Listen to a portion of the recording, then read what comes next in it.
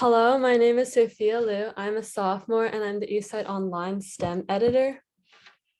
Hi, I'm Natalie Finkelstein, and I am the Eastside Media Editor. I'm a junior in East right now. Hi, I'm Mr. Vernachio. I am a science teacher here at High School East. Hi, so Mr. Vernachio, we just wanted to ask you, could you give us a quick overview of the curriculum of the Climate Science to Action course? Sure. Yeah, we're really excited. This is a new course this year. So it's the first time we're running it. And essentially, we're looking at how climate changes naturally, why it changes, how the atmosphere works, and then how humans have accelerated climate change. And then we're looking at different ways that students can do some sort of action related to climate change. And why do you think it is important to teach climate science at East? So climate change and climate science are big buzzwords today. They're really hot in the media, and they've become a fairly divisive issue.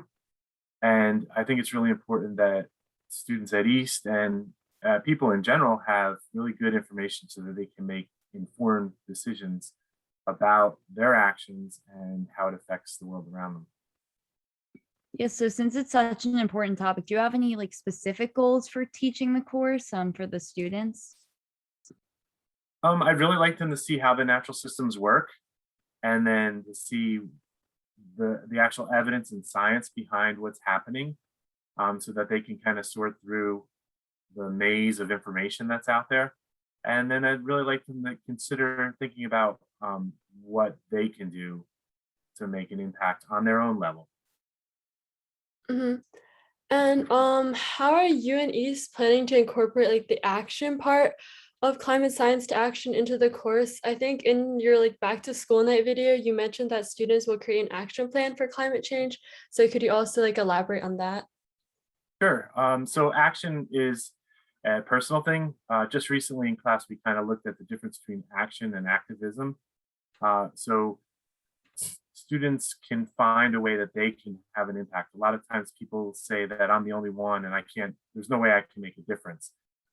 So the action plan that students come up with will be something personal that they'll set a goal and what they want to accomplish with that action. And it could be something that they consider small, such as, you know, recycling more, or making sure all the lights are out in the house, or changing light bulbs to more energy efficient things. Or it could be something bigger, where there's more of an activism piece, getting other people involved. It's really going to be a personal choice for the students, just as long as they have a goal and kind of steps to implement that action. So I think it's really good that you are getting the kids to participate in their own kind of activism. Also on your website, it says that you and your class recently went on a field trip to Caddis Island County to study the effects of climate change. So could you please discuss how the field trip went and what you guys did on it? Sure, we didn't actually go yet. It got postponed, but the hope is that we're going to take a look at sea level rise and some of the changes in the forest at Caddis Island County Park. Since Sandy, a lot of the forests have been inundated with floodwaters on a more regular basis. So the salt water has killed those forests. So it's interesting to see that change. We're also going to take a look at invasive species from the south, and other areas that are moving northward with the continual climate regions changing, such as pine bark beetle and spotted lanternfly and sea nettles in the bay. And then we're also going to look at mitigation practices. How can we mitigate these impacts? And one of the things that they're going to do at Caddis Island and another park is shoreline restoration. So we're going to look at, they haven't started their project. We're going to look at the mechanics of the shoreline restoration. And then we have another trip planned later on to go look at an actual shoreline restoration. I guess you kind of already answered this, but are there any other hands-on trips or just projects in general that you plan to do this year? Yeah, so we have two other trips planned. One, the one to Caddis Island, and then we're going to go to Jakes Branch County Park to look at fire ecology, because a lot of the climate change issues have to deal with the bigger fire, forest fire systems out west. So we were going to learn about forest fire ecology here and how it works on a normal basis. And then that's the trip we'll also go to see the shoreline restoration. And then we also hope to go to the Atlantic County Utilities Authority. They have a wind farm there. As you drive towards Atlantic City, you see those big windmills. So they have a wind farm. It's really great to see the wind farm up close. And they have a great program where they talk about how much electricity it generates and what it does. They also have a solar farm there that they utilize. And then we also look at wastewater treatment, which is another big component of environmental impact in the area. So those are the three that we have planned so far. And I really find it important to get the students out to see that stuff. It's a lot more fun than sitting in the classroom and looking at pictures of it. Yeah, we were also wondering, what are your goals for students at the end of this course? And what learning outcomes do you hope to achieve, not just with the trips, but also with the lessons and everything that they do in class? So I hope they get a greater awareness of how the system works, but also I'd like them to increase their curiosity about the world around them. I think that's a huge piece, that they get this awareness that this stuff is going on, and they want to look further. So that's really my biggest goal, is to kind of help them develop that sense of wonder, that sense of curiosity, but related specifically to environmental impact and climate change. This is kind of for you as a teacher, have you had any like personal experiences where I think learning about climate change, whether like in school or like outside of just like general experiences, how has that like changed your perspective of the world? If that makes sense. I think so. I- just seeing firsthand, um, I live at the Jersey Shore, so seeing firsthand the increase in flooding that is occurring, and also the increase in invasive species, it kind of holds true. So that's more anecdotal evidence from my own personal experience, which people tend to pay a lot more attention to than reading scientific papers and looking at all the data.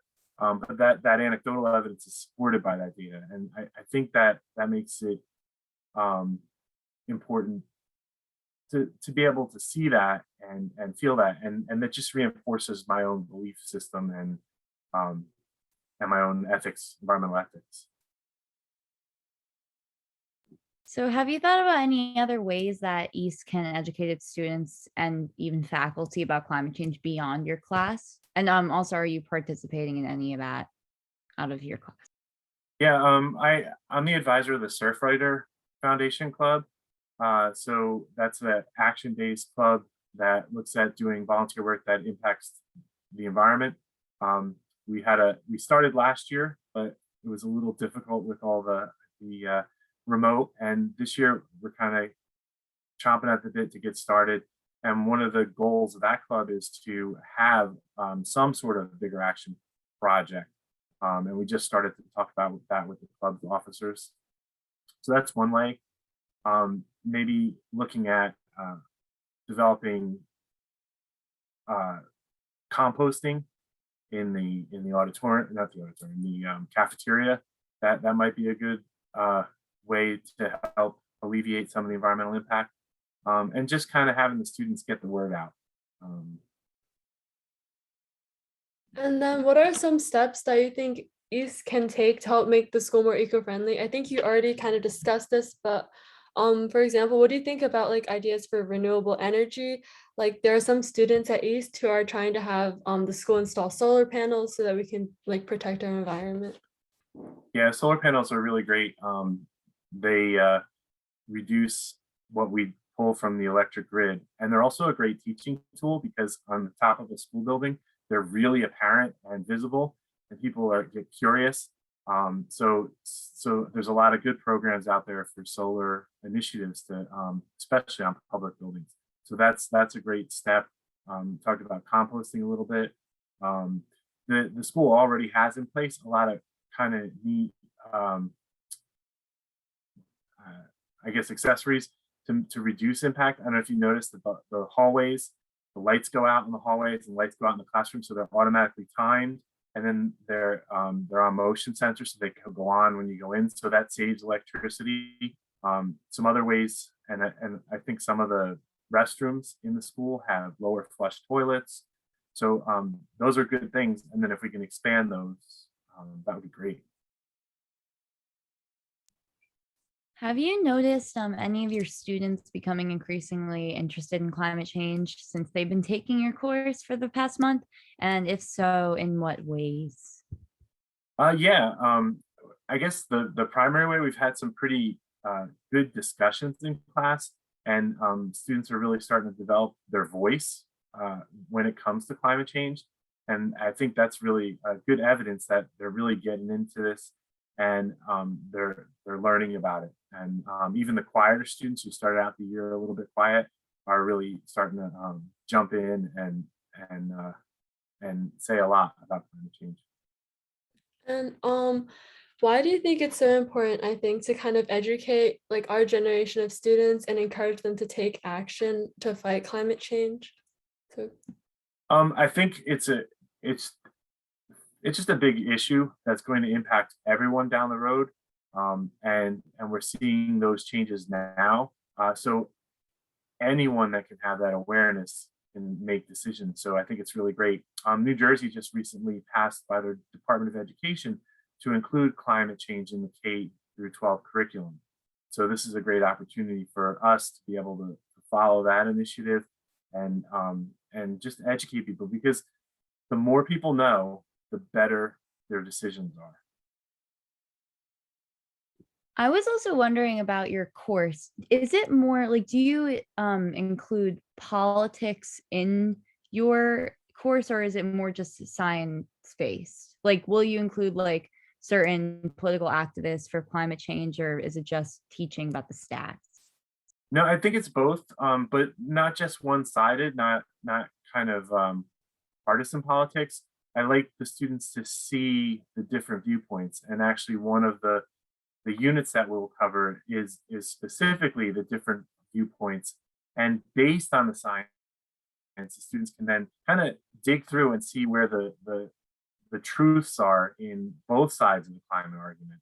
You know, how much is fear mongering on this side? How much is fear mongering on this side? How much is true? Where does it all lie with the science? So because that's the way that most people get introduced to climate change, is through politics and through the media, I think it's important that students are able to use that science to be able to judge what the media is saying. So we do look at that through a critical eye.